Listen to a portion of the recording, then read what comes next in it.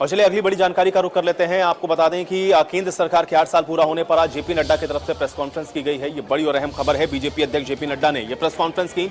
BJP की तरफ से सेवा, सुशासन और गरीब के लिए समर्पित सरकार है, ये बात जेपी नड्डा के द्वारा बताई गई। इसके अलावा भ्रष्टाचार और परिवारवाद पर हमने चोट की है। जेपी नड्डा ने इस बात को भी इसके साथ में जोड़ा।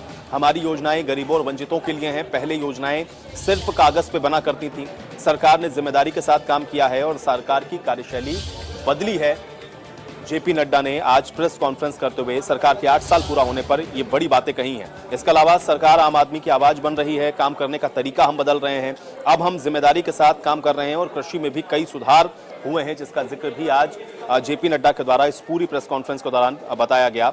फिर जातिवाद और वंशवाद का भी जिक्र जेपी नड्डा ने किया है कि बदलाव की कहानी ही हमारी पहचान है और हमने जातिवाद और वंशवाद पर भी चोट की है। जो पुरानी पार्टियां हैं जो कि जातिवाद और वंशवाद को बढ़ावा देती थी, उसको भी बीजेपी ने तोड़ा है।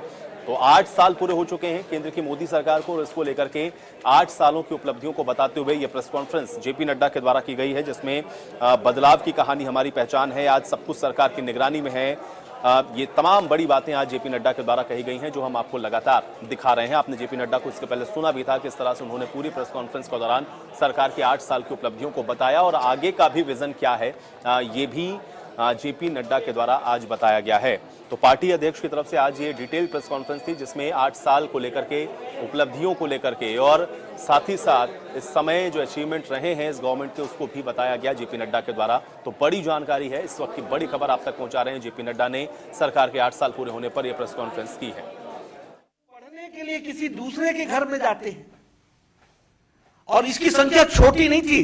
2,18,00,000 घरों को बिजली पहुंचाई गई। ये 11 करोड़ लोगों को शौचालय दिया गया। बार बार लोग बोलते हैं टॉयलेट्स दिए गए, टॉयलेट दिए गए। No, it's not that only. आप लोग तो गांव में घूमते ही होंगे, आप लोग कवर करने जाती हैं। गांव में बताइए, औरतें झुंड का झुंड बना करके निकलती थी कि नहीं निकलती थी फॉर देयर डेली नीड्स। और इसका मतलब सिर्फ मां ही नहीं है, मां के साथ बच्चा भी है। इसका मतलब, और इसकी संख्या छोटी नहीं है, 11 करोड़ है। $300 बिलियन यूएस डॉलर्स से बढ़ करके $600 बिलियन हमारा फॉरेन एक्सचेंज रिजर्व हो गया है, जस्ट डबल्ड। उसी तरीके से आप देखिए प्राइमरी स्कूल्स, हमारे शिक्षा मंत्री जी बैठे हैं, 70 सालों में शिक्षा विभाग ने 6,37,000 स्कूल्स बनाए थे और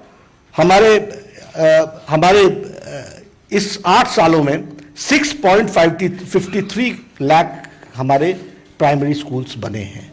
इसलिए यूनिवर्सल एजुकेशन की दृष्टि से जहां हम आगे बढ़े हैं, वहीं पर पर्सन की प्रॉफिट, वो भी इनकम भी डबल हुई है।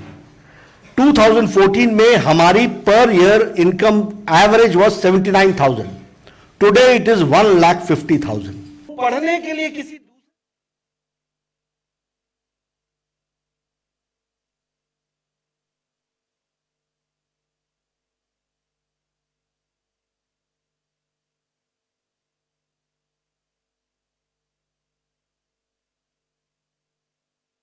की गई उसमें बड़ी बातें आपको सुनाई हमने और किस तरह से जेपी नड्डा ने अपनी सरकार की उपलब्धियों को यहां पर बताया है कि सरकार ने गरीबों के लिए काम किया है। सरकार ने तमाम योजनाओं को अंतिम छोर पर बैठे हुए व्यक्तियों तक पहुंचाया। परिवारवाद और वंशवाद पर भी सरकार ने काम किया और इसलिए सरकार के कामकाज का जो तरीका है वो आप देखेंगे पूरी तरह से बदला है। तो कुल मिलाकर के आज जो तमाम उपलब्धियां रही 8 साल की केंद्र सरकार की, उन उपलब्धियों का जिक्र आज जेपी नड्डा के द्वारा किया गया है और उसी को लेकर के और इसको लेकर के ये जो प्रेस कॉन्फ्रेंस है वो की गई है। अभिषेक राय हमारे साथ जुड़े हुए हैं, समाजवादी पार्टी के प्रवक्ता हैं। अभिषेक जी, बहुत स्वागत है आपका।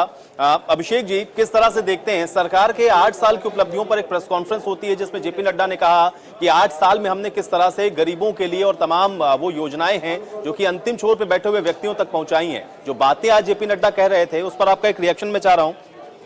देखिए, बहुत सीधी सी बात बता रहा हूँ, माननीय जेपी नड्डा जी शायद भूल गए 2013 से पहले लोग महंगाई को डायन कहते थे, सिलेंडर लेके घूमते थे। इनके नेता मंत्री जो आज भी केंद्र में बड़े बड़े पोर्टफोलियो लेके बैठे हुए हैं, वो सिलेंडर लेके घूमते थे। तब क्या था महंगाई पे? आज ये बात ये सरकार नहीं करती। आम आदमी को पीसने का काम करती है सरकार, उस पर ये सरकार बात नहीं करती। 2013 से पहले जो रुपए का दाम था डॉलर के मुकाबले, वो आईसीयू में था। आज क्या हो गया? इस पे जेपी नड्डा जी का जवाब क्यों नहीं आता? जवाब आना चाहिए ना साहब। बेरोजगारी की दर लगातार बढ़ती जाती है, खुदरा जो इन्फ्लेशन रेट है लगातार बढ़ती जा रही है। अब ये परिवारवाद पे कह रहे थे। राजनाथ सिंह जी मंत्री हैं केंद्र में, उनके बेटे को दो बेटों को टिकट दिया गया। ये परिवारवाद नहीं है साहब, इसको परिवारवाद में मत समझिएगा आप। ये परिवारवाद थोड़ी है कि राजनाथ सिंह के दो बेटों को टिकट देके विधायक बनाया जाए। मैं इतने कितने एग्जाम्पल कोट कर सकता हूँ आपके चैनल के माध्यम से, और सबको पता है। लेकिन अभिषेक जी, ये सवाल पूछा गया था और जेपी नड्डा से जब ये सवाल परिवारवाद को लेकर के पूछा गया तो उन्होंने बहुत स्पेसिफाई होकर के ये कहा कि शीर्ष तक नहीं पहुंच सकता है अन्य पार्टियों के अंदर कोई भी, जबकि हमारे यहाँ एक छोटा कार्यकर्ता भी प्रधानमंत्री बन सकता है। यानी कि इशारा उनका सीधे तौर पर समाजवादी पार्टी या कांग्रेस पार्टी, इन सारी पार्टियों के ऊपर था। इसको आप कैसे देखेंगे और इसका क्या जवाब है?